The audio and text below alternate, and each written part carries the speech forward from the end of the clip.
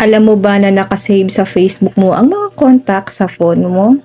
Kung gusto mong makita at tanggalin ang mga ito, narito ang mga step-by-step na paraan.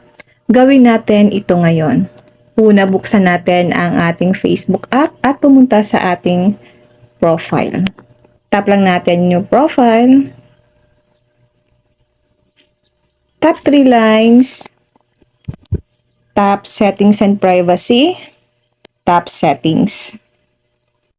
Dito, itap lang natin ang See More in Account Center. Tap Your Information and Permissions.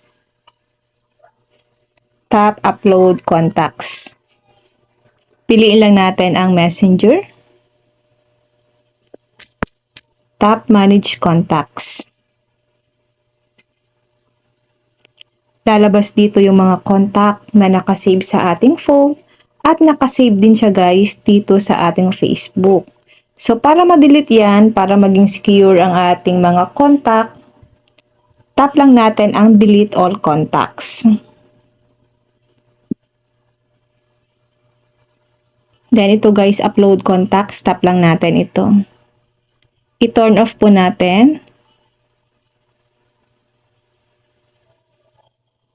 Tandaan, ang pag-delete ng mga contact na naka-upload sa Facebook ay hindi nagdi-delete ng contacts na nakasave mismo sa iyong cellphone.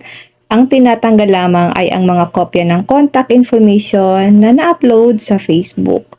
Kung ayaw mong automatic na ma-upload muli ang inyong contacts at i-turn off ang automatic contact uploads. So, kailangan guys naka-turn off yan, okay? Para hindi po na-upload yung mga contact natin sa ating Facebook.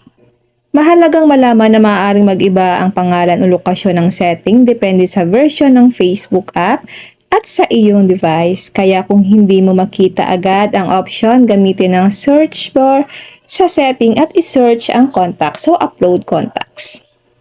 At ayan, ngayon alam mo na kung paano makikita at tanggalin ang mga contact na na-upload sa Facebook.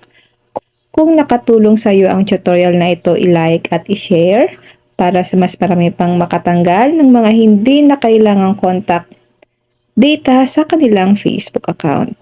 Follow mo ako para sa iba pang simple at kapaki-pakinabang na Facebook at cellphone tutorials.